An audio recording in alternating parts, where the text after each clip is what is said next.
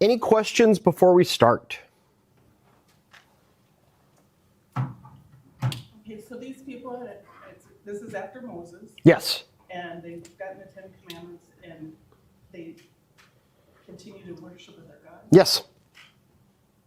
And then they fight each other. Yes. So kind of like we're doing it. There is absolutely a scriptural sense that the more things change, the more they stay the same. And part of what God's Spirit is doing through the story is moving you to be able to see yourself and your circumstances in these people and their circumstances. So again, you've heard me say that God is spoiling some of the ideas about how things could work. Here, we're getting both God saying the answer is not going to be me giving you the right rules to follow. And then eventually he's going to say it's not going to be just having the right leaders, the right kings who are going to do it. We're going to see both of those answers brought to their end. I was really confused. I guess I get confused because I never studied this. Yep. And so all the tribes Yep. and all the people, and like, for example, when the one tribe was like, okay, you need wives for a thing, Yep. and then go pick them out of the fields, and like, I don't know what's happening here, and I don't know who's who. I will help you. Yeah, so I'm hoping that you're going to go through that. Yeah. And like, I don't know what just happened here. I don't know if they actually like picked wives from somewhere they weren't supposed to, or if that was. We will not go into granular detail about that, but I'll make it clear enough what's being communicated. Sorry. It's all right. Those are the 12 tribes, right? Yes, so there are 13 tribes. There's one tribe that doesn't have land, and that's anybody remember? The third book of the Bible is Leviticus. It's the Levites who are the priests, and they don't have their own land. They're divided up among all the other tribes. But let's take a step back before we get there. All right, so before last class session, 400 years had passed between Genesis and Exodus. In the last class session, we covered about a year, and then there's a 40-year period where the people are in the wilderness, because you'll remember God says, I mean for you to go into the land, but you wouldn't trust me to take care of you, so you're not going to, your kids are going to, which is how we get to the fifth book of the Bible, which is called Deuteronomy. Deutero means second, and nomos means law. It's the second giving of the law to the generation that's about to move into the land. So let's talk briefly about some of the stuff that is going on in the law. We saw in the Decalogue, the 10 words, that God is establishing both the relationship between God and the people and the relationship between the people and one another. I told you that this is a new idea in history, that this God is as concerned with how they're going to get along with each other as he is how they're going to do worship of him. And you're going to see some particular ways that that takes shape that tells you something about what God wants for this particular people in this theocracy. You remember that word theocracy, that God is in charge? So he says, when I'm in charge, you're not going to be a competitive society. We live in a competitive society economically. We work under the assumption that if people are competing, you're going to get the best of them in many ways. God says, that's not how you're going to be.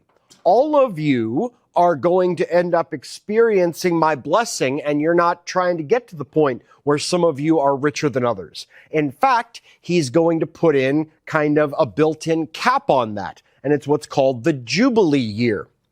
There are a Sabbath is 7, right? 7 days. Well, he says every 7th year is a Sabbath year, and 7 sevens brings you to 49. So the 50th year is what's called the Jubilee year.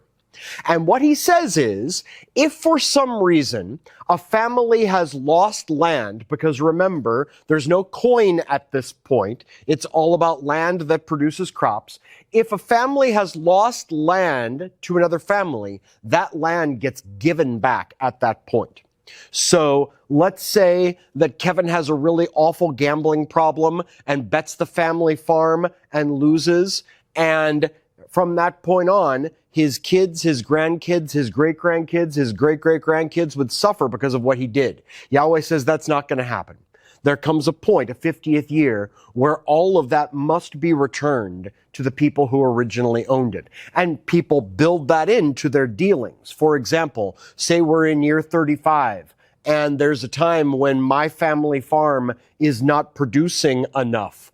I may sell off the land in exchange for animals or crops, knowing that in 15 years that's going to be returned to my family, and this short-term, you wouldn't call it a loan, but it's done with the expectation that the community is one and they are not competing against one another. We'll see in a bit how that's going to not play out particularly well, but you have God giving an expectation that it's not supposed to be about the haves and the have-nots here. You also have, we talked about this a little bit last week, God saying, I want to give you plenty of opportunity to say thank you and I'm sorry. And so there's lots of instructions given to the priests about how sacrifice is done. There are lots of offerings that are a thank you to God for what he has provided. But there are also plenty of times where God says you're going to take a life, a living animal, and the blood, because remember, life is in the blood, of that animal is going to be shed as a proxy for you. So instead of you having your life forfeit, that animal is going to have its life forfeit instead, where the innocent is going to suffer on behalf of the guilty. You might recognize that as a significant preview about what God is going to do down the line, where the innocent one is going to suffer on behalf of the guilty. And this is for individual sins, but you have one day a year, what's called Yom Kippur, the Day of Atonement, where there's going to be sacrifices for all the people, a national day of I'm sorry and God doing something about it. And so the way that day works is you take two animals. You've got a good guy animal and a bad guy animal. The bad guy animal has all the sins of the community symbolically dumped on it, right? It becomes the guilty party for all the animals. And you send that animal out into the wilderness to die. It's what's called the scapegoat. It wanders away to meet its end somewhere in the wilderness, and so the sin has left the camp. But there also has to be purification. So you have a good guy animal, an innocent animal, and you take that animal into the tabernacle, that's the tent where God lives. And there's a room in that tabernacle that only one person, the high priest, can go into once a year. That's called the most holy place or the Holy of Holies. Only on the Day of Atonement, the high priest goes in there with the innocent animal, kills the innocent animal, and splatters the blood all over God's chair. And it is as if that animal's innocent blood is providing purification on behalf of the guilty ones. So think through how God is providing a preview here about what he's going to do. Is Jesus the innocent one, the good guy, or the guilty one, the bad guy? Yes, that's exactly right. So Jesus is going to die outside the city of Jerusalem. He dies outside the city walls. He has been pushed out as the bad guy who is the scapegoat taking on the sin not only of the people, but of the world. But he's also the innocent one, the good guy, whose blood shed is going to provide purification for sin. And so in the New Testament, you get both of those images happening at the same time. God has in one creature shown both parts of what he does on the Day of Atonement to make up for the power of sin. So that's an annual acknowledgement that even though we do individual sacrifices for sin, there's still a communal yuckiness. Paula, you talked about that's just like us. We tend to think very individually in the United States, right? And some of this applies to faith as well. It's my personal relationship with Jesus. But the Old Testament would have thought very communally. It's our society and its responsibility, our nation and its responsibility. And let me tell you, having just watched Ken Burns' American Revolution, Ken Burns' Civil War, and in the middle of Ken Burns' Vietnam, there's a lot of societal or national responsibility to go around. There are things we do that end up bringing a lot of hurt. God is saying, y'all are in that boat too. You're going to have a day where all of that gets dealt with, gets taken care of, so that you can know that you stand before me as what you were supposed to be in the first place, which is a holy nation, a nation set apart from all the other nations. And so in God dealing with sin, he keeps them as a holy nation. Keep in mind, 1 Peter is going to use that language to talk about us as Christians.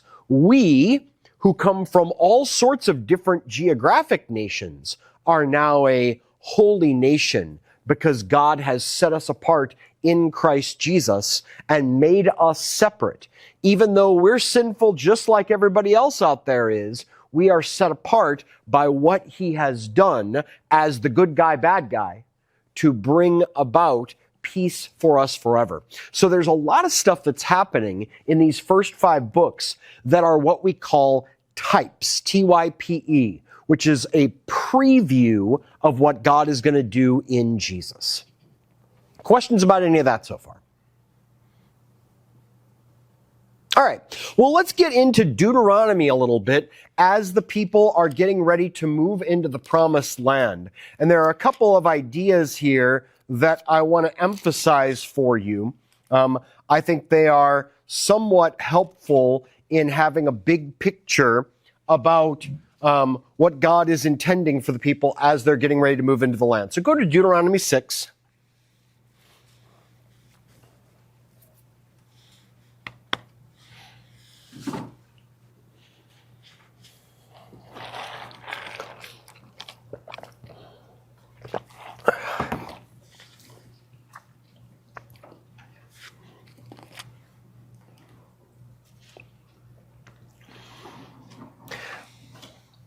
All right.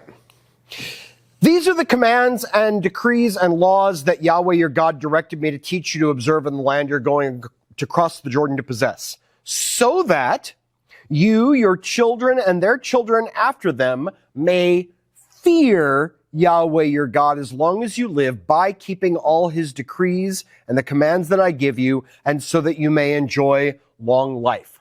Let's talk about this for a moment.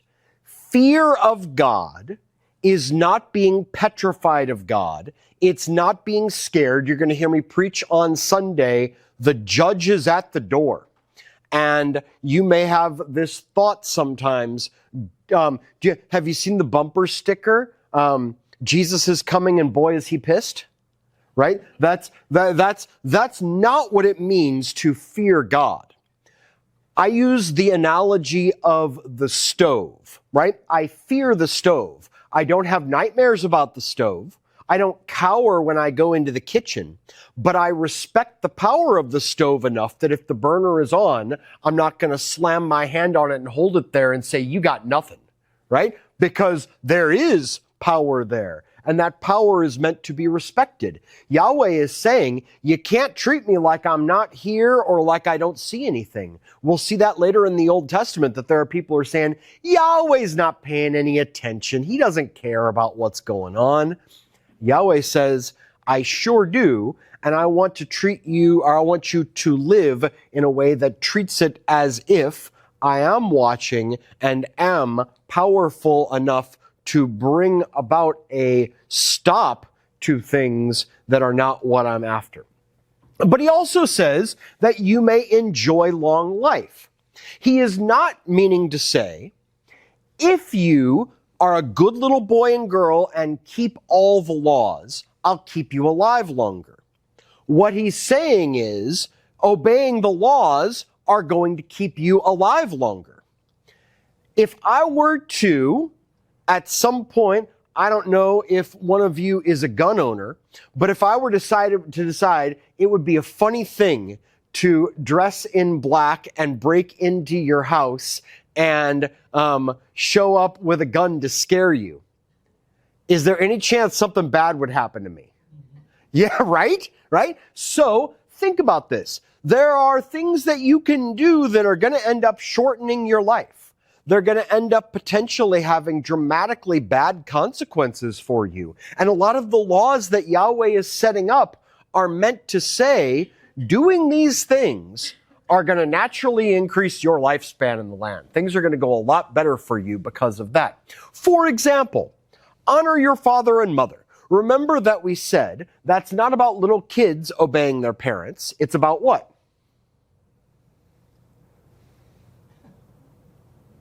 That's about Social Security. There is no national Social Security. The families are called to take care of the aging relatives. The aging relatives are going to live a lot longer if they got kids taking care of them.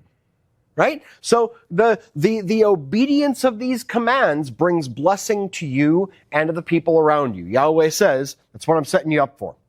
So, 3, hear Israel and be careful to obey, that it may go well with you, and that you may increase greatly in a land flowing with milk and honey. That's an expression meaning the land is going to produce all sorts of good stuff for you, just as Yahweh, the God of your ancestors, has promised you. And here in 4, we get what's called the Shema. Shema Israel, Adonai Eloheinu, Adonai Echad. Hear, O Israel, Yahweh your God, Yahweh is one. Now, this is not suggesting that there are no other spiritual powers. It's suggesting that Yahweh has a place of primacy that makes him objectively different than any other of the powers. He is the CEO of every other power in the universe. There's no one like him. And he says, you guys are incredibly blessed because the CEO of creation has picked you to be his holy nation. So here, there's nobody like Yahweh, and he's your God. So, what do you do because of that? 5, love Yahweh your God with all your heart and all your soul and all your strength. And Yahweh has made it clear, loving Yahweh is not just worship, it's also life together. It's how you care for one another because y'all are images of Yahweh, right? And so, in the same way that a worshiper of Baal would honor the statue, right, the golden calf or whatever that they would make, you are God images, and by caring for one another, you're honoring him. So, these commandments I give you are to be on your hearts. Impress them on your children. Talk about them when you sit at home and when you walk along the road and when you lie down and when you get up. Tie them as symbols on your hands and bind them on your foreheads. Write them on the door frames of your houses and on your gates. When the people go into exile and come out of exile and say, we never want this to happen again, there will come a time when they take these words literally. And they will start wearing the commandments of God on their arms and on their foreheads because they're trying to obey this literally. The point is metaphorical. Make sure that you all have as second nature this instruction for what it's like to live with Yahweh.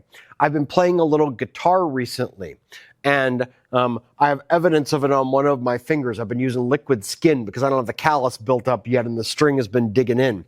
But I find that the more that I play, the more that I don't have to think about particular phrases that I've practiced enough. They go on autopilot. Yahweh is saying, learn these commands to the point that they're autopilot for you, to the point that it's just built into you. This is how we do life. This is how you do life in relationship to me and with each other. Verse 10, when Yahweh your God brings you into the land he swore to your fathers, to Abram, Isaac, and Jacob to give you. So he starts with, all of this is a kept promise from God. He promised he was going to do this, and he's kept his promise. A land with large flourishing cities you did not build, houses filled with all kinds of good things you did not provide, wells that you did not dig, and vineyards and olive groves that you did not plant. So think about the implication. Where were they before they were out here in the wilderness, and where were they before they're going into this land where they don't have anything that they've done? Sorry? Where were they before they come to Sinai? They were in Egypt, and what were they doing in Egypt? They were slaves. They were building stuff for other people that they weren't prospering from. And now Yahweh says this is like a reversal. I'm bringing you into a land where you didn't work for the stuff that you're going to experience. Right? You were working for others so that they could benefit. Now others have worked for you so that you can benefit. Right? You've gone from being those who work with no bounty to those who didn't work for the bounty that you are being graciously given. So, he says, when that happens, be careful that you don't forget Yahweh who brought you out of Egypt, out of the land of slavery. Don't forget how this happened. It's not you, it's a gift. He says that's going to be the motivation for everything that happens. Remember, back when we looked at the Decalogue, before God gives 10 words, he says, I'm Yahweh your God who brought you out of Egypt. I chose to be your God and I rescued you, right? That comes before any of your response. And Yahweh's saying the same thing here. You're going to experience all kinds of good benefit. Don't forget how this got to you. Don't start thinking that you made this happen, because it's me that's provided all this for you. Now, 13, fear Yahweh your God, serve him only, and take your oaths in his name. Do not follow other gods, the gods of the peoples around you. For Yahweh your God who is among you is a jealous God, and his anger will burn against you, and he'll destroy you from the face of the land. Remember, this is the deal breaker for the covenant. There's all sorts of naughty things they can do that are going to be covered over by sacrifice. But Yahweh says, this thing falls apart if you start worshiping other gods. Do you remember from last time why that's the deal breaker? It's the deal breaker because the whole point of Israel is that other nations will see them as they're experiencing the benefit, the blessing, the protection of Yahweh, and they're going to say, what's going on in that place that things are going so well? And that's their opportunity to point to Yahweh so that Yahweh's glory grows. Again, that's not Yahweh being, I should be worshiped because I'm so special. It's Yahweh's reputation as being the one who rescues. He heard his people cry, and he cared enough to deliver them, and was powerful to deliver them from a force that nobody would have thought that he was powerful enough to deliver them from. He wants his reputation to grow as the rescuer. And so he says, if you get rescued and you point to another God, what's the point of all this? Imagine that one of your grandkids needs to go to college, and because I'm obscenely wealthy, I say, I'm going to pay for your tuition, I'm going to pay for your room and board, I'm going to pay for your books, I'm going to pay for all of your living expenses, I'm going to make it so that you don't have to do anything but focus on your work. Now, if you know anyone else who needs to benefit from this, tell them to come to me. And then they have a friend, and the friend says, I want to go to college, but I don't know how. I don't think I can afford it. And the person that I took care of says, well, you better get a job and start working for it. The point of me doing that for that person was that it would be an example that others would look to so that they could come to me too. Yahweh is saying the same thing. His intention is that all will know him as the rescuer. And if you're pointing to someone else as the answer, there's no point in what we're doing here. So Yahweh says, we're going to bring an end to it if you're worshiping other gods. You follow that all right? Okay? All right. So, 15, Yahweh is a jealous God. Have we talked about jealousy? Did we do the van? All right, so imagine that little 8-year-old Eli and I are walking along on our way up to the park, and a van pulls up, and the guy grabs Eli, and he's going to throw him in the van and says, he's mine now. Do you think that my response will be to say, well, I hope that things go well for the two of you and that you'll take care of him? No, I would fight tooth and nail. Nobody is going to take my child away, and nobody is going to take care of him like I would. And there may even be harm and destruction that comes to him because of that. I am jealous for him. Yahweh says, that's how I am with my people. There's none of these powers that would take care of you like I can, that could or would because of my love. And so I'm not going to settle for you going to another power and trying to have that power be in charge. That doesn't work. Yahweh is one. Yeah? I'm the one who's in charge of you. So, don't put Yahweh to your test as you did. Do what's right in his sight. And 20, in the future, when your son asks you, what's the point, right? It says, what's the meaning? But what's the point of all these stipulations, decrees, and laws Yahweh our God has commanded you? Why is he giving us all of these rules? Tell him, 21, we were slaves of Pharaoh in Egypt. But Yahweh brought us out of Egypt with a mighty hand. Before our eyes, Yahweh sent signs and wonders great and terrible on Egypt and Pharaoh and his whole household. But he brought us out from there to bring us in and give us the land he promised on oath to our ancestors. Yahweh commanded us to obey all these decrees and to fear Yahweh our God, so that we might always prosper and be kept alive, as is the case today. And if we're careful to obey this law before Yahweh our God as he commanded us, that will be our righteousness. Well, maybe we'll find out that that won't be their righteousness. But the point of this is to remember what they were and how they have graciously been rescued to become something different. They were those who were enslaved and building for others. They have become those who have been rescued, freed, and now are benefiting from all of God's blessings.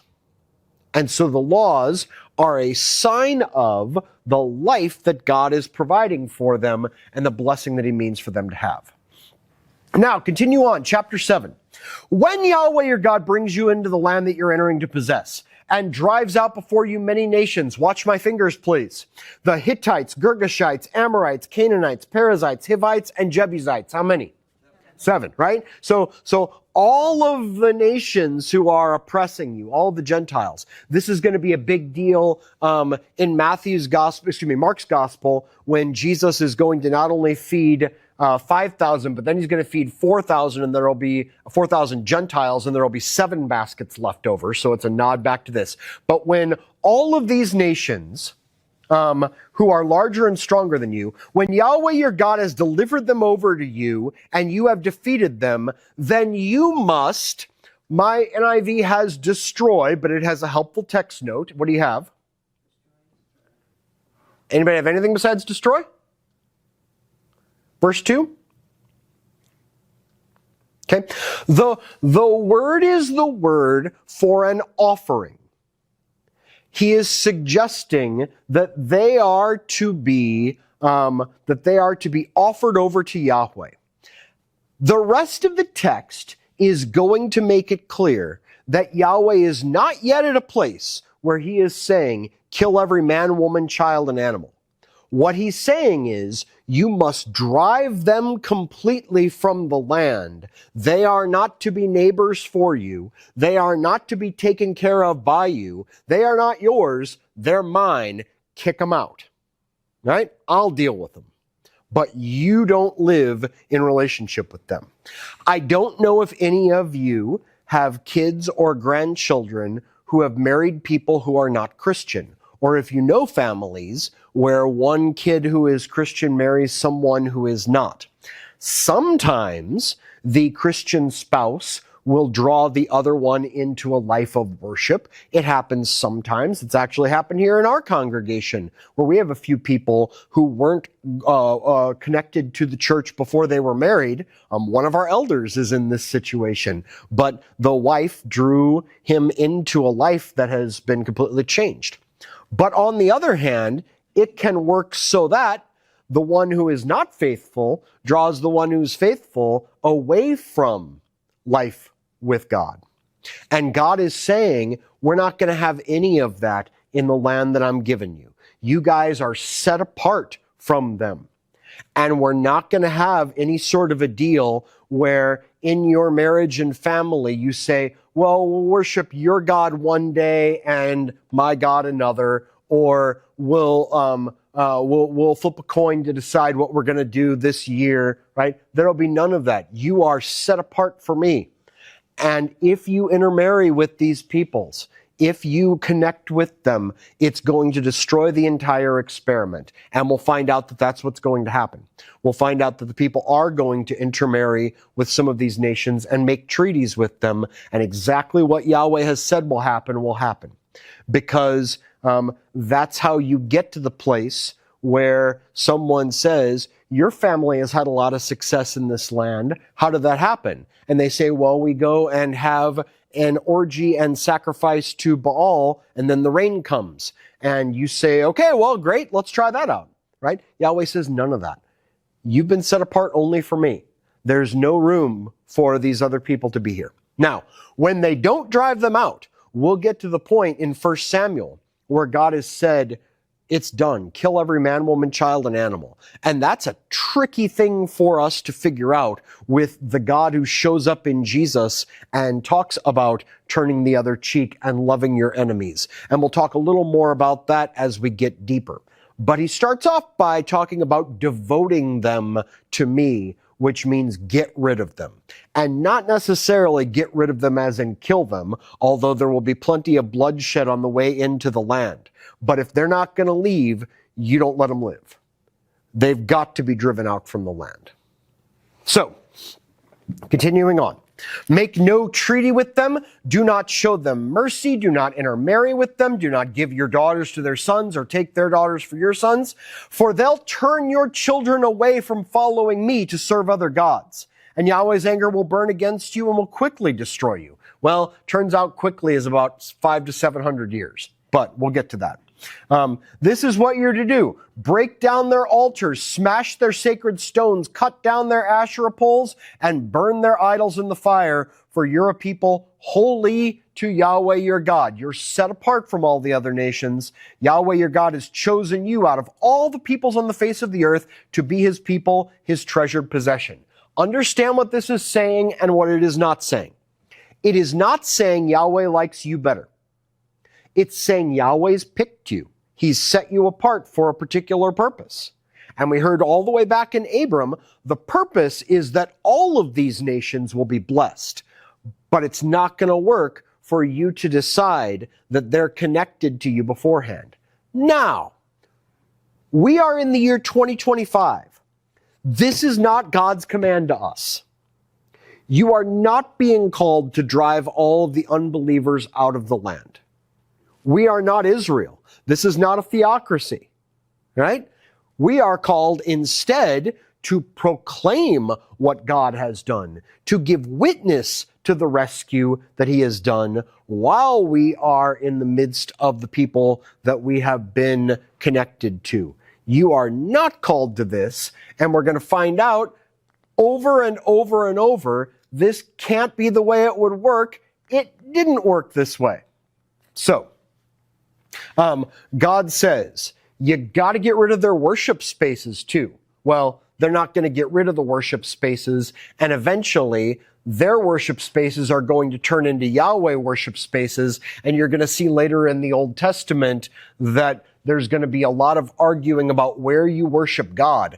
And that's because they've taken areas that are for the worship of other deities and they're trying to just plug Yahweh in there. My son goes to Concordia Academy in Roseville, and less than a quarter mile from Concordia Academy is a Buddhist shrine.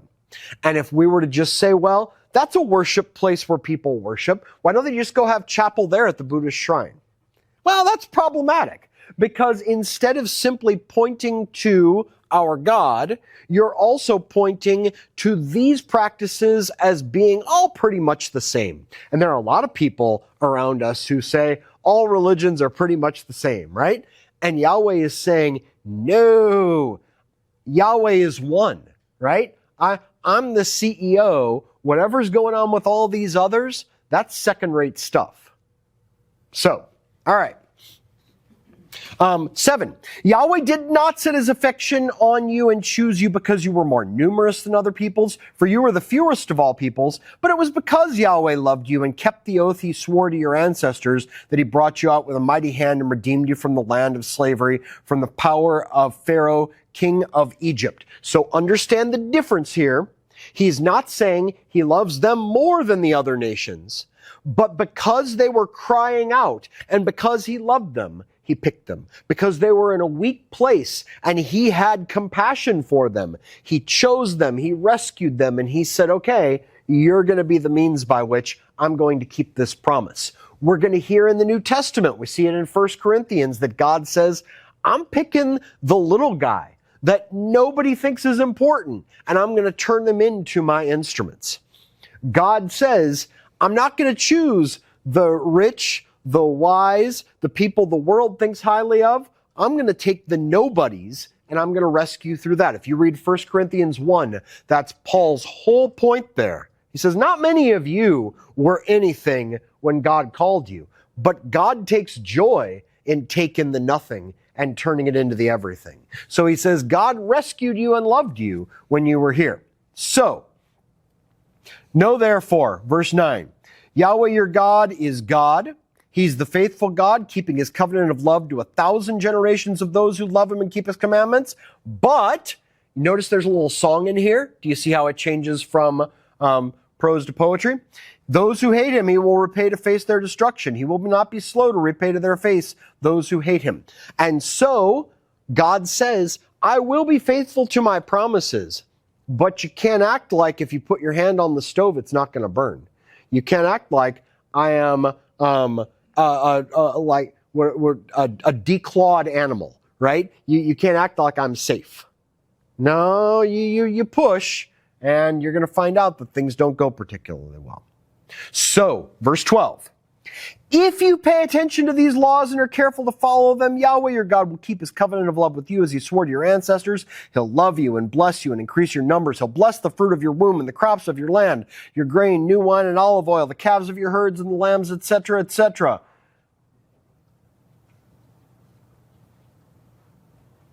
But this is a two-way covenant, unlike the unconditional promise made to Noah and to Abraham. God says, if you turn and start worshiping other gods, this one's done. The covenant with Abram still sticks. You're still my chosen people because you're part of that family. But this nation, this national promise, this is conditional. And if you don't remain faithful to me, this thing's done. And we'll see the rest of the Old Testament is going to be that. So, one of the things that God is going to say is, remember who you were. You were those who were enslaved and under the power of Pharaoh. You are freed now. Don't become little pharaohs yourselves. Don't become those who are going to be beating up the little guy like you got beat up when you were in Egypt.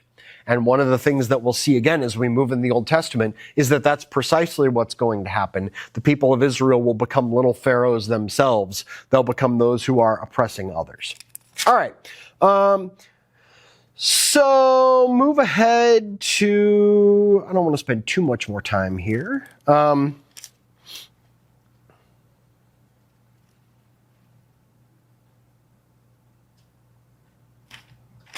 Yeah, let's go ahead and move to Deuteronomy 10.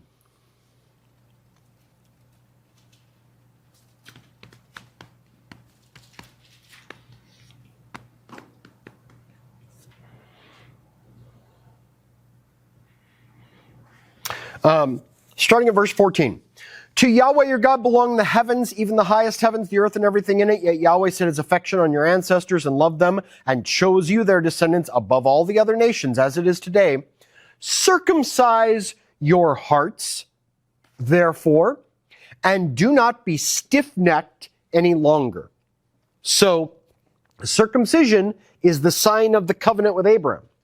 And God is saying, I need, for this covenant to work, for you to be changed on the inside. Now, this covenant's not going to work. They're not going to be changed on the inside. But that language of heart circumcision is going to show up in the New Testament when there's another covenant in which God has changed us from the inside out. But he's telling them right off the bat what has to happen for there to be success, and that's that they need to be changed. We'll find out how that change is going to happen, but it certainly won't under this covenant. And don't be stiff-necked any longer. Again, you have turned to disaster and nobody can change your mind. He says, when you're starting down a path of death and someone's going to try to talk you out of it, don't be stiff-necked anymore where you're dead set on that thing that's going to bring destruction to you. 17, for Yahweh your God is God of gods and Lord of lords, right? That means he's the CEO. He'll be called Yahweh of hosts later in the Old Testament, which means all of the other powers in the universe, he's the one that's in charge of. He's the God of God and the Lord of lords, the great God, mighty and awesome, who shows no partiality and accepts no bribes. He defends the cause of the fatherless and the widow and loves the foreigner residing among you. Wait, I thought they were supposed to kill them all, right?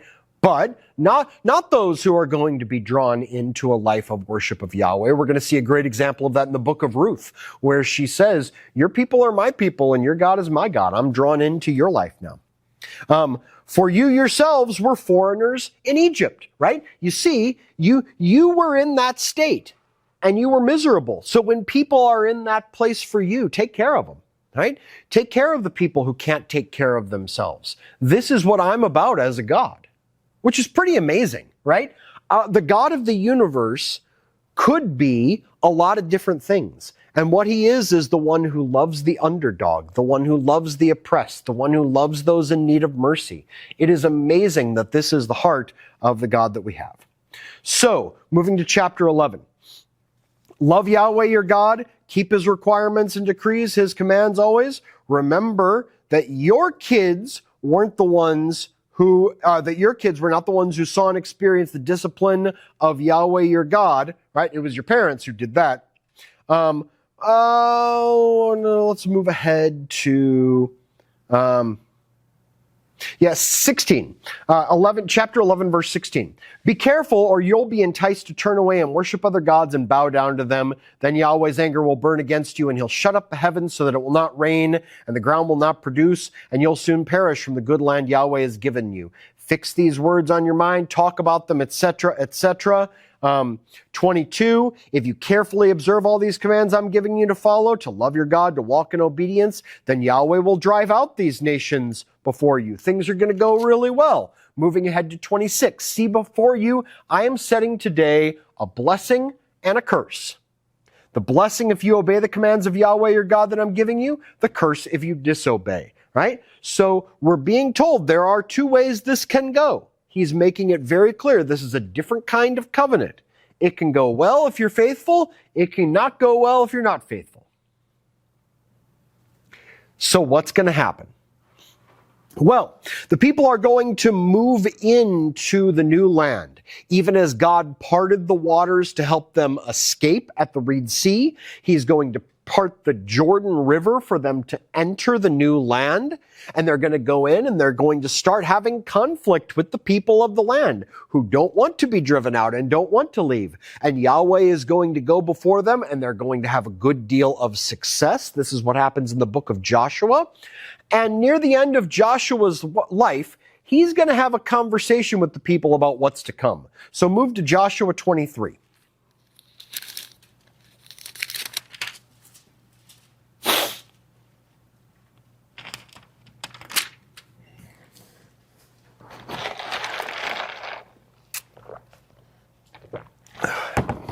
All right. Joshua says, I'm old, right? We've seen God doing stuff, taking care of you. Verse 5, Yahweh your God will push the nations out for your sake. He will drive them out before you, and you'll take possession of their land as Yahweh your God promised you, right? This is what's supposed to happen. You don't get to live here anymore. This has become ours, which may be hard for you to hear. I've got Cherokee blood in me, right? Part of the story of my family is being driven from lands, and that's not real cool. But God says, what I'm doing here is setting you up for part of the rescue that's to come. And so God is going to do the work of driving these people out. Trust him. 6, be very strong. Be careful to obey all that's written in the book of the law without turning aside to the right or left. Do not associate with these nations that remain among you. Do not invoke the names of their gods or swear by them. You must not serve them or bow down to them, but you're to hold fast to Yahweh your God as you have until now. This is the deal breaker. Over and over and over we hear this. If you're not faithful to Yahweh, there's no point in what we're doing here. 9, Yahweh has driven out before you great and powerful nations. No one's been able to withstand you. One of you routs 1,000 because Yahweh your God fights for you. 12, but if you turn away and ally yourselves with the survivors of these nations that remain among you, and if you intermarry with them and associate with them, you can be sure Yahweh will no longer drive out these nations. Instead, they will become snares and traps for you. Joshua's telling them precisely what's going to happen if you leave them in the land. Now, I'm going to die, keep the promise. Move ahead to chapter 24. Start at verse 14. Now, fear Yahweh and serve him with all faithfulness. Throw away the gods your ancestors worshiped beyond the Euphrates River and in Egypt, and serve Yahweh. But if serving Yahweh seems undesirable to you, then choose for yourselves this day whom you'll serve, whether the gods your ancestors served beyond the Euphrates or the gods of the Amorites in whose land you're living. As for me and my household, we'll serve Yahweh. Note that he's speaking to a people who are already in relationship with God. He's not saying you're free agents, choose whoever you want to serve. He's saying Yahweh called you out. He's brought you into a relationship. If you want to leave it, you can. If you want to walk away at this point and go back to the gods of slavery or go to the gods that you're seeing routed at this point, you can do that. My family's sticking with Yahweh who rescued us and loved us. 16, then the people answered, far be it from us to forsake Yahweh to serve other gods. It was Yahweh, our God himself, who brought us and our parents up out of Egypt from that land of slavery and performed these great signs before our eyes. He protected us on our entire journey and among all the nations through which we traveled, and Yahweh drove out before us all the nations, including the Amorites who lived in the land. Is that true? Did Yahweh do all those things for them? Yeah, he did. Yeah, he rescued them. Yeah, they've seen his hand at work. And so they say, we too will serve Yahweh because he is our God. Is that true? Nah, that's not going to be how it is at all. And Joshua is going to tell them so. 19, Joshua said to the people, you're not able to serve Yahweh. He's a holy God. He's a jealous God. He won't forgive your rebellion and your sins. Well, wait a second. I thought he put sacrifice in place to forgive all their sins. But Joshua was talking about something in particular, and he's going to name it now. If you forsake Yahweh and serve foreign gods, he will turn and bring disaster on you and make an end of you after he's been good to you, right? He's not saying if you break the Sabbath, Yahweh will turn. He's not even saying if you murder someone, Yahweh will turn from you. He's saying if you're pointing to a God that's not Yahweh, God's going to be done with this because that's the point of the whole thing. But the people said to Joshua 21, no, we will serve Yahweh. And yet Joshua said, you're witnesses against yourselves that you've chosen to serve Yahweh. Yes, we're witnesses, they replied. Now then, said Joshua, throw away the foreign gods that are among you and yield your hearts to Yahweh, the God of Israel. Why do you think that Joshua would tell them to throw away the foreign gods that are among them? Because there are foreign gods among them. Because they haven't gotten rid of them yet. He can see that they've not let go of their slavery and their life in slavery. Think about the implications for you as a Christian of this. Are there places where you want to keep hanging on to slavery, to the slavery that held you, right? This is a huge theme in Paul. We keep wanting to go back to the death that held us captive. Jesus says anyone who sins is a slave to sin, and we won't let go of some of that slavery. And Joshua says, this is you. Your hearts aren't circumcised. So, 24, the people said to Joshua, we will serve Yahweh our God and obey him. The next book of the Bible says that's not true the whole way through. So let's move into it. We're going to Judges.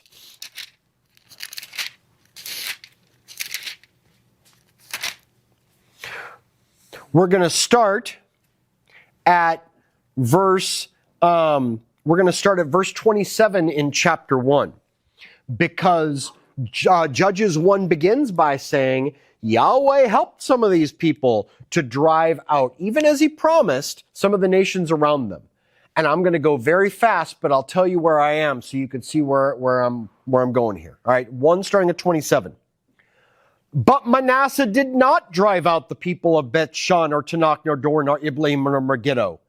29. Nor did Ephraim drive out the Canaanites living in Gezer. 30. Neither did Zebulun drive out the Canaanites living in Kitron or Nahalol. 31. Nor did Asher drive out those living in Akko or Sidon or Alab, etc. 33, neither did Naphtali drive out those living in Bet Shemesh or Bet Anath, right? So, in all these places, they aren't doing what they were called to. They're letting the people live there among them. And Yahweh said, if you let the people live among you, they are going to become to you, do you remember? A trap and a snare. And Judges from 1 to 16, chapters 1 to chapter 16, is all about how they become a trap and a snare. If we were taking a test in here, if you were my students at Concordia, you would now be given the 4-step pattern in the book of Judges that I will promise you will be on the test you are going to take, so you must learn it. You're not taking a test, but it makes sense for you to learn this anyway. There's a good reason for it. So, I just left it up from when I did it on Sunday. First, the people will worship other gods. That's the deal breaker for the covenant. They will say, we're going to worship the gods that the people of this land worship so that we have the success that they've had. And Yahweh says, okay, I'm going to pull back from protecting you, right? I've been holding back the tribes and nations around you who would have been a threat to you. It has been my hand that has kept you safe. I'm going to pull back and let's see if those other gods will help you when nations come. Now, we are at a time in history when it's a given that invaders from other nations are coming in. We live at a time of relative peace.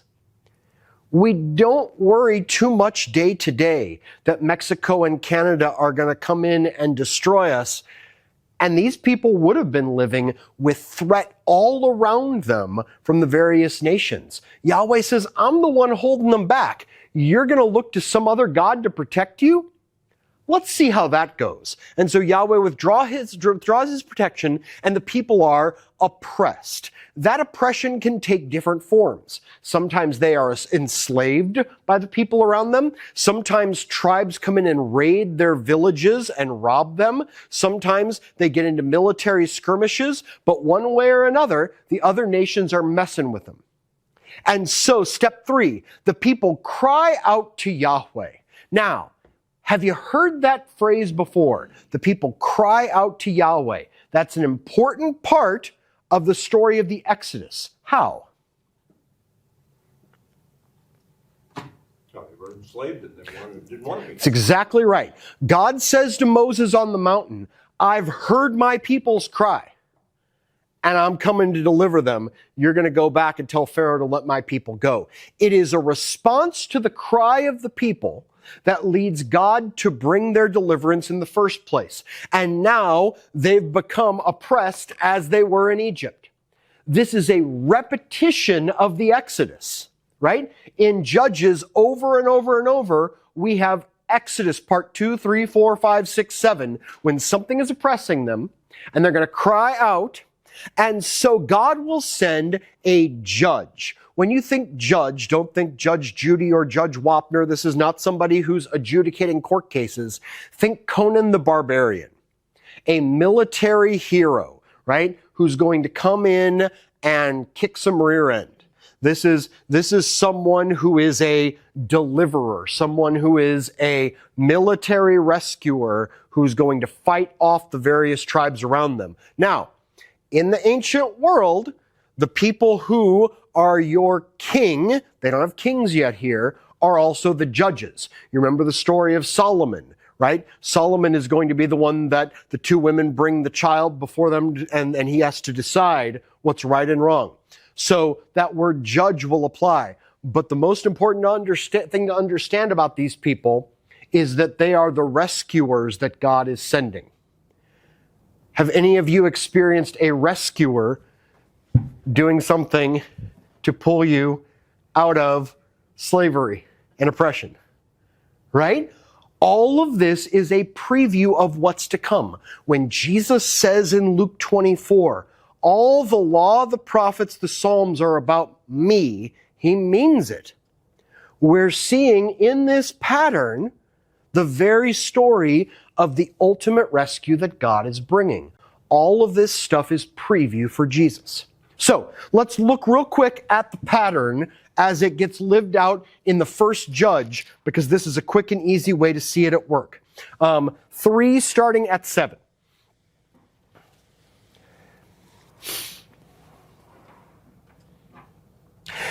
The Israelites did evil in the sight of Yahweh. They forgot Yahweh their God and served the Baals and the Asherahs. So the word Baal is the generic word for God, just like God is the generic word for God, just like Allah is the generic word for God.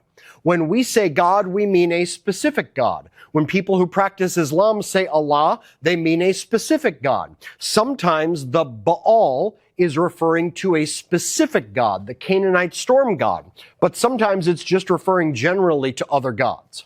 So the Baals and the Asherahs. So you have number 1, the people have turned from God and are worshiping other gods.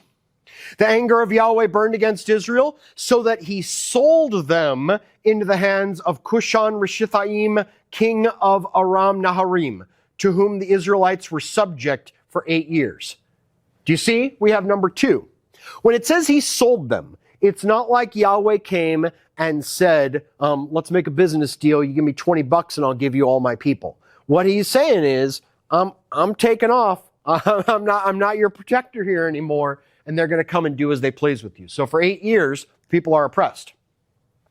But, verse 9, when they cried out to Yahweh, right, that's step number 3, he sent for them, raised up for them, a deliverer, Othniel, son of Kenaz, Caleb's younger brother, who saved them. The Spirit of Yahweh came on him so that he became Israel's judge and went to war. Right? So here's our 4-step process in the simplest way, and this shows up over and over and over all the way through Judges 16.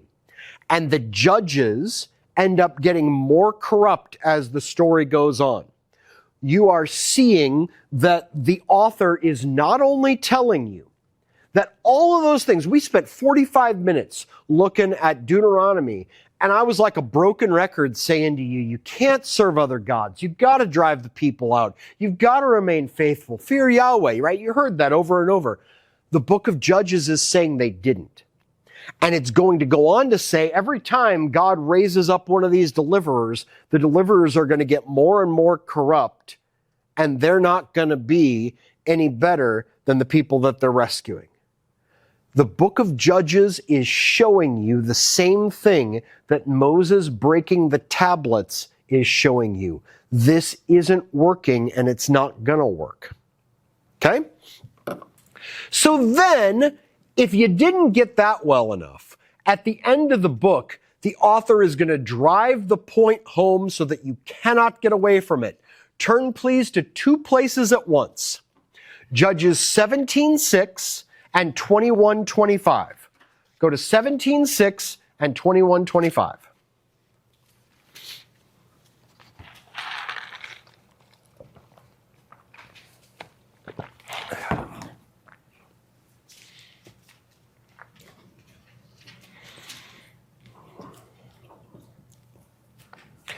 Now, there are a couple of places where you might be able to see a similarity between something that's happening in 17:6 and something that's happening in 21:25. Would somebody read 17:6, please? In those days, Israel had no king. Everyone did as he saw fit. Okay, now would you read 21:25? In those days, Israel had no king. Everyone did as he saw fit. It might be difficult to see the connection. Right? So when you see that, this is intentional. The author is bookending the stories that come in between, and he's telling you, I'm intentionally doing something here that's showing you, in those days Israel had no king, everyone did as he saw fit. And you would think that that's kingly propaganda. You would think that that's saying, if we just had a king, people wouldn't do as they saw fit. But we've been told something theologically that's important here. Who's supposed to be Israel's king? God. And what the author's saying is God's not king. And the people who are most in a position to represent God as king are his priests, who are the, what tribe? The Levites. And so the two stories that you have here are both about Levites. It's intentionally showing you even the people who are in the best position to be pointing to God as king are acting unfaithfully. So let's look at these two stories. In the first one, there's a rich guy, and he says, you know what? I'll bet I'd be even more wealthy if I had a personal holy man. So he goes to a Levite and he says, I'll give you a nice change of clothes, a brand new shiny suit, and some cash if you come and be my personal priest. Now, God has not given land to the Levites. He's intentionally scattered them among all the tribes in Israel because they're supposed to serve there. Can you imagine going to an active U.S. Marine and saying, I understand that you feel like you're supposed to serve your country, but I need a personal bodyguard for my house, and I'll pay you to just be my bodyguard from now on. And the Marine says, all right. Do you think that there would be problems there for the Marines? You think they would go for that? Right? No, he's got a duty to the whole country. The Levites have a duty to the entire nation. They're not meant to be somebody's personal holy man. But this guy gets bought off. And he's going to live with this guy until a group of raiders come in. And they're going to raid the house. And the holy man says, hey, guys, you shouldn't be doing this. And they say, shut up, priest, if you know what's good for you. In fact, hey, why don't you come with us as a group of raiders, and you'll be our personal holy man. And then when we raid people, we know God will be with us and we'll have all sorts of success. And the priest says, okay. In those days, there was no king in Israel. Everyone did as they saw fit. Any of you have a different translation for that? Everyone did? You all have saw fit? Anybody have what was right in their own eyes? That's the important part here. Saw and eyes. It's a nod back to Genesis 3, where Eve sees that the fruit is pleasing to the eye and good for gaining knowledge, and then she takes and eats. And they're saying here, the people see what they want and decide that it's good for them.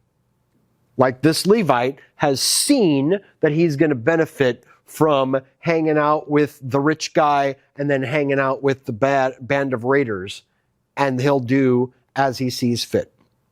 When you get to the book of 1 Samuel, this pattern is going to happen over and over. The people will see something that they think is good and take it, just like Eve did with the fruit. We'll get to a couple of those next time when we gather together. All right, so first story is Levite for hire, which is no good. The second one is that the Levite has a concubine, which is like a wife, except it's a sex toy. And she decides that she's going to go back home to daddy, and that's going to be embarrassing for daddy, and it's going to be embarrassing for the Levite. So the Levite comes to get her, and the daddy feels really bad, so he's going to take care of the guy over and over. He's going to say, stick around and I'll feed you. And the guy takes advantage of that for a little while. You know, might as well, if the daddy wants to take care of me, that's good. Finally, he says, no, we got to get out of here. And Levite takes the concubine, and he's traveling, and they're going to stop for the night somewhere in the town, city of Benjamin, or to a city in Benjamin. And he goes to the town square.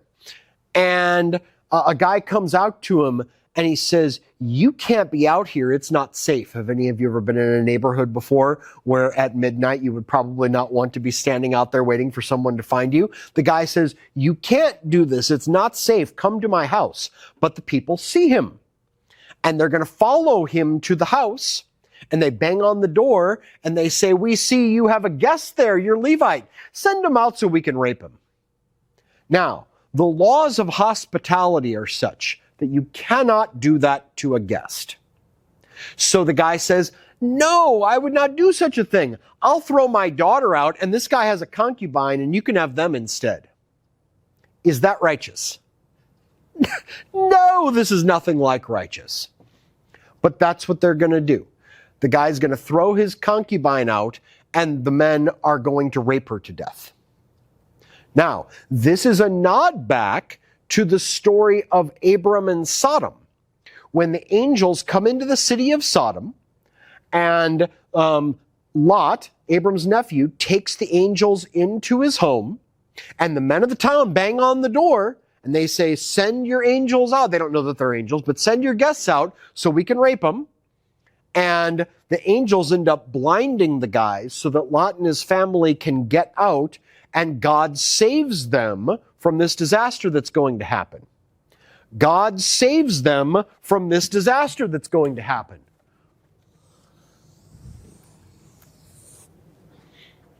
In those days, there was no king in Israel.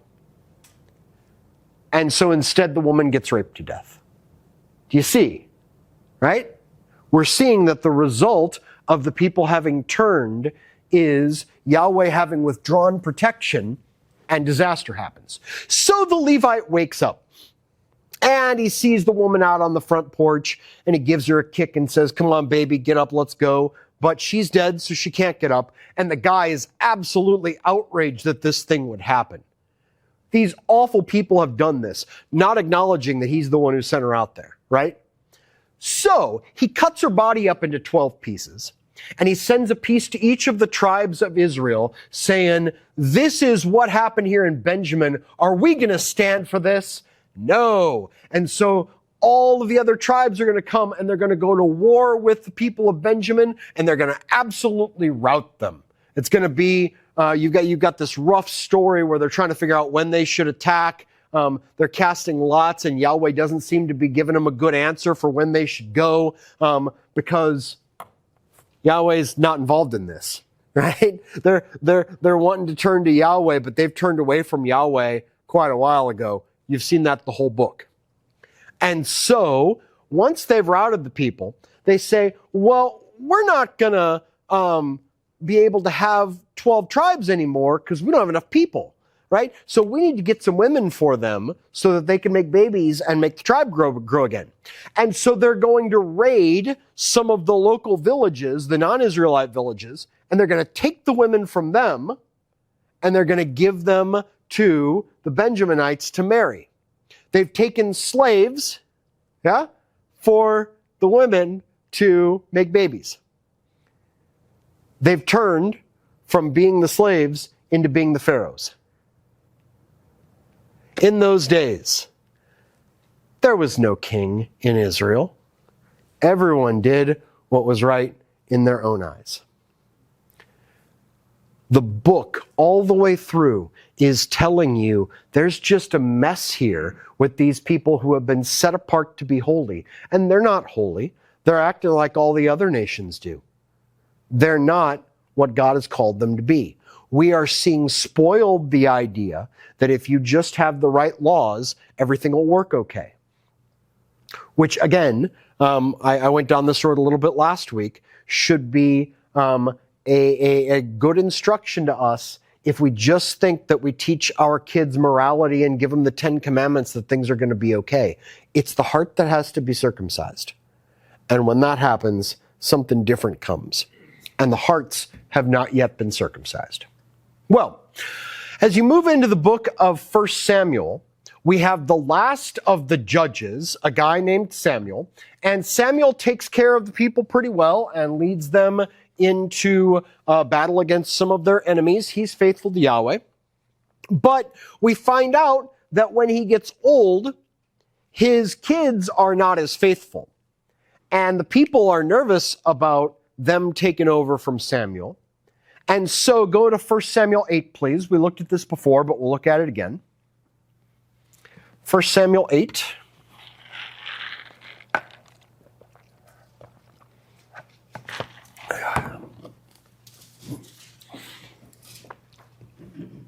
Start at verse 4. So all the elders of Israel gathered together and came to Samuel at Ramah. They said to him, "You're old, your sons don't follow in your ways. Now appoint a king to lead us, such as all the other nations have." What's the problem with that request? God doesn't want them to be like all the other nations. They are holy. They are set apart. They are asking to be like everybody else when they're not supposed to be like everybody else. Did your mom ever say to you, if your friends jumped off a bridge, would you do it, right? So this is, you're not supposed to be like them. You're supposed to be different. 6, but when they said, "Give us a king to lead us," this displeased Samuel, so he prayed to Yahweh. And I think we're to take in that he's feeling rejected by this, that he's feeling like, was I really not enough for these people? And so Yahweh's response, verse 7, Yahweh told him, "Listen to all the people are saying to you. It's not you they've rejected, but they've rejected me as their king, as they've done from the day I brought them up out of Egypt until this day, forsaking me and serving all other gods, they are doing it to you." Now, literally that's true. On the day they were brought out, they're saying, we were better off when we were back in Egypt, when we were in slavery. They're rejecting Yahweh's reign. So, verse 9, "Now, listen to them, but warn them solemnly and let them know what the king who will reign over them will claim as his rights." So Samuel's going to talk to the people about what's going to happen if they have a king. And look at, starting at verse 10, what he's going to say. Samuel told the words of Yahweh to the people who are asking for a king. He says, "This is what the king who will reign over you will claim as his rights. He'll take your sons and make them serve with his chariots and horses, so they'll run in front of his chariots. Some he'll assign to be commanders of thousands and commanders of 50s, and others to plow his ground and reap his harvest, and others still to make weapons of war and equipment for his chariots." So, he's going to draft your sons into either military services or blacksmithing or serving him in some other way, right? He's going to take them as his own. He'll take your daughters to be perfumers and cooks and bakers. That's what happened to our youth on Saturday, right? People took them to be bakers as slaves? Maybe not. All right. He'll take the best of your fields and vineyards and olive groves and give them to his attendants. He'll take 1/10 of your grain and your vintage and give it to his officials and attendants. We call this Taxes. Taxes. Yeah, he's going to tax you, right? Your male and female servants and the best of your cattle and donkeys he'll take for his own use. He'll take a tenth of your flocks, and you yourselves will become his slaves. Now, is Samuel saying this is how Yahweh is going to punish you for doing this thing? No, this is the facts. That's exactly right.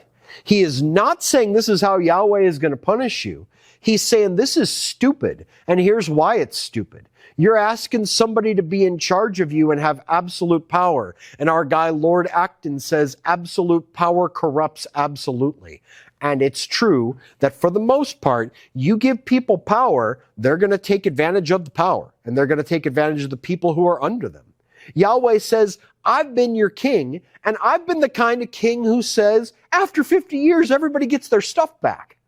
I've been the kind of king who says, you're not competing against one another, but you're about to put somebody in charge who's going to take your kids, who's going to take your animals, who's going to take your fields and their produce. This is not a good idea. And here's your punchline, verse 18. When that day comes, you will cry out. Have we heard that before? Right? That's our pattern. Right here, you're going to cry out from relief from the king you've chosen, but Yahweh will not answer you in that day.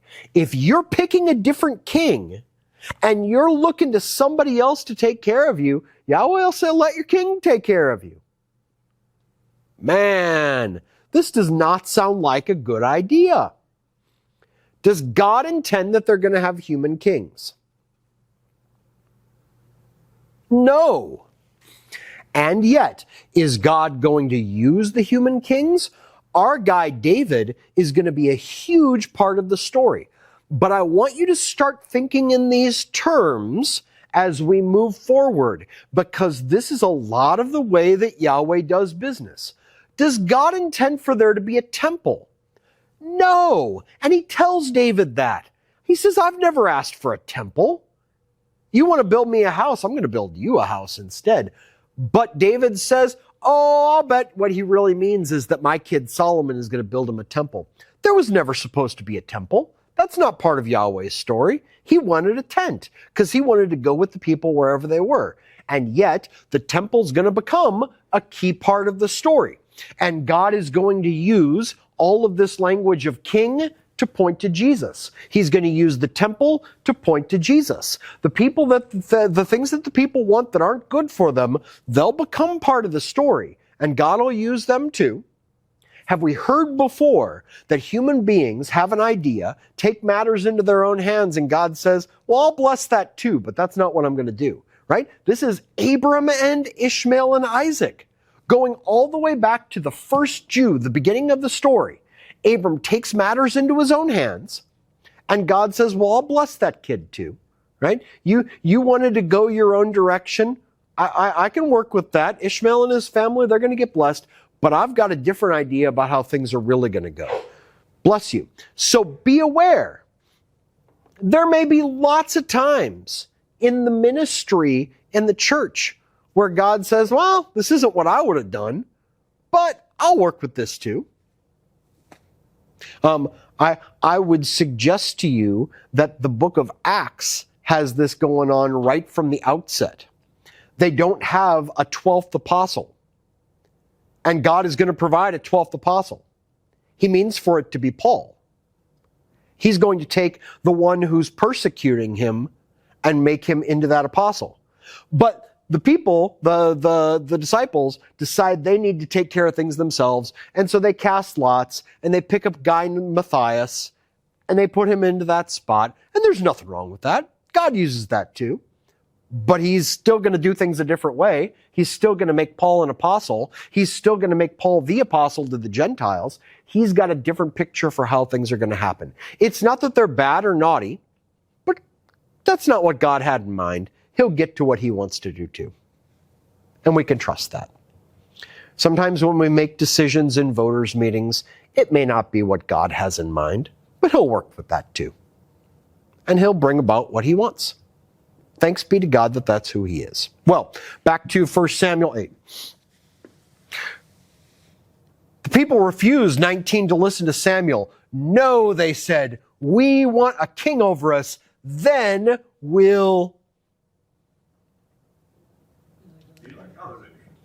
won't be holy. That's really what they're saying. To be holy is to be set apart. Then we won't be set apart anymore. Isn't that fascinating? Huh.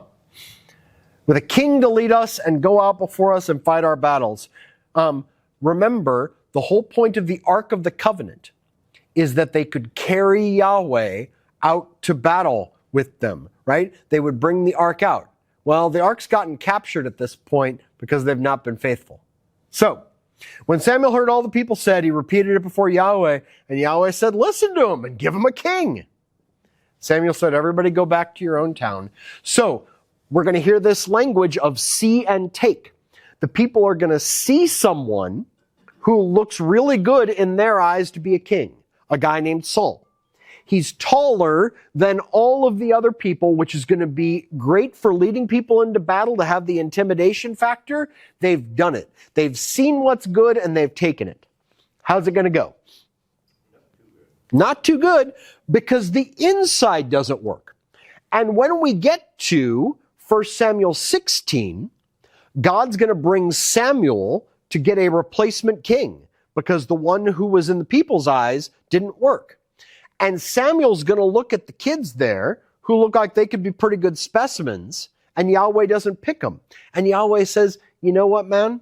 I see what's in here that you don't see, right? I'm not interested in what you see and think is good. I'm interested in what I see and think is good. And that's somebody who's going to treat me as the true king, even if they're the human king. And David is going to be that, a man after God's own heart, because he treats himself as the prince and God as the king. Well, look at 1 Samuel 12. So Saul has been made king. They've picked him. It's a done deal. And so then at this point, Samuel comes to him and he says, look, I got something to tell all of you, and I need you to trust me. So I'm going to give you a sign. Here's what's going to happen. It's not rain season right now. Right? This isn't storm season. We know when that's going to come. But even though it's not storm season, you're about to see a storm, and that's going to be a sign to you that you should listen to what I'm about to say to you. And so it happens. The storm comes. And the people are all ears at that point, right? He said, you better listen. And so now he says to them, you guys really screwed this up. This is not what was supposed to happen. You weren't supposed to have a king. And the people take it to heart. They say, we've really screwed this up. Pray for us, because now we've really made a mess of things. Right? The sign was a wake-up call to them, and they bought it. And Samuel essentially says to them, it's okay, but the rules have changed now. The way it used to be is that the deal breaker for the covenant is that you all had to remain faithful to God. Well, now you've got a double rule breaker. Now you have to remain faithful to Yahweh, and so does your king who's representing you. And that's going to be rough, because the kings are going to want their own power. And what we're going to see throughout the story of the kings is that the kings are going to lead people into unfaithfulness. They're going to be responsible for drawing people out. Now, it's not like things went well when there was no king in Israel, right? That's the whole point of the book of Judges. But it's also not like having a king is going to benefit and fix things. So we see in the book of Judges that when there's no king and it's just the law, it's not going to work. We're going to see in the books of Samuel and Kings that when there is a king, it's not going to work. We're ultimately going to need a different solution to the whole thing. But we have, again, in the Old Testament, God tearing down the idea that there are a bunch of ways that things can get fixed for humanity. And we're seeing here, they're just not going to, and this covenant is not going to work. It's going to take a different one. All right, about 5 minutes to go. I'm done. Anything you want to talk about? Questions you have? Jennifer, you had asked before we started about a little more clarity around that story at the end of Judges. Do you need any more for me to?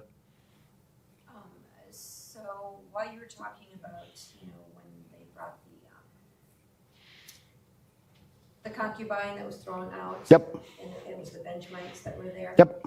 So, By the way, that's the tribe Saul will come from. They're playing with that a little bit. did I miss something, or, so that happened, so concubine died, all the people decided and then, so they smited all the Benjamites? Well, yeah, and then they also go after one of the groups that didn't show up for the battle, right? Yeah. I'm confused as to who got destroyed that all of a sudden there's not wives for it. Yeah, I think I might have misrepresented that. I think maybe it's one of the tribes that didn't show up for the battle. I'm going to go back and look at that.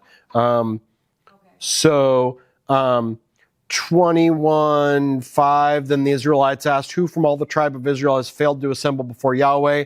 For they had taken a solemn oath that anyone who failed to assemble before Yahweh at Mitzvah was put to death. Oh no, 6th, they grieved for the tribe of Benjamin.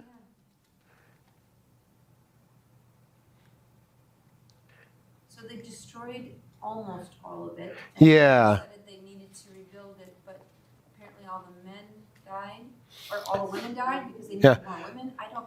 And they took the women from the tribe that didn't show up for the battle, and then they took the women of Shiloh, who would be, they took the women of. Confused as the fact that why are they replenishing the women? Did none of the men get killed? Like, you have to have both parties. Like, where did all the women go? Verse 10, verse 11, 21, verse 11. This is what you're to do: kill every male and every woman who's not a virgin. Yeah. So they've gotten rid of a lot of their means of repopulation. 7. How can we provide wives for those who are left, since we've taken an oath by Yahweh not to give them any of our daughters in marriage? So they've essentially wiped out the people, and they can't give them their own, and so they need to take from somebody who's disconnected from the tribes of Israel. It is confusing. It is. It's Yeah. not straightforward, Well, then they but were- it's okay. Then all the Israelites were getting beat by the Benjamites twice before they. I just was confused so did they take the wives then from the Canaanites? Is that? So it says the people of Shiloh. Yes, and are the Shilohs part of the 12? I don't think so. I don't think so. I need a little list. I need Yeah. 13 tribes. Well, Okay. that I can give you. So Shiloh is a city and not one of the tribes itself. But there is. That's exactly what God didn't want them to do. Well, the intermarrying is right. Yeah. That's what I was just trying to kind of connect the dots that, okay, again, here's where they kind of strayed and did their own thing. I don't need real specifics. I don't need to understand it. I kind of think that what's happening is they're trying to work around their promise, because they've promised not to give any of the women to these people, but if they take them from one of the local groups, then that's not breaking their promise, because they didn't have any choice in the matter. If we just kidnap them, then we're not giving them. Either way, they are illustrating the moral mess of what's happening here. Yeah, but I think your point about the judges got progressively worse. Yeah. Turned on the lights for me. Well, yeah, they did. Yeah. And we'll see the same with the kings. There's going to be a few. There's going to be a kind of a smattering of kings who are faithful to Yahweh in Judah. The northern kingdom will never have a king that's faithful to him. But you're going to see in the descriptions of the kings that they'll say he was worse than anything that came before. So yeah, there's a lot of yuck.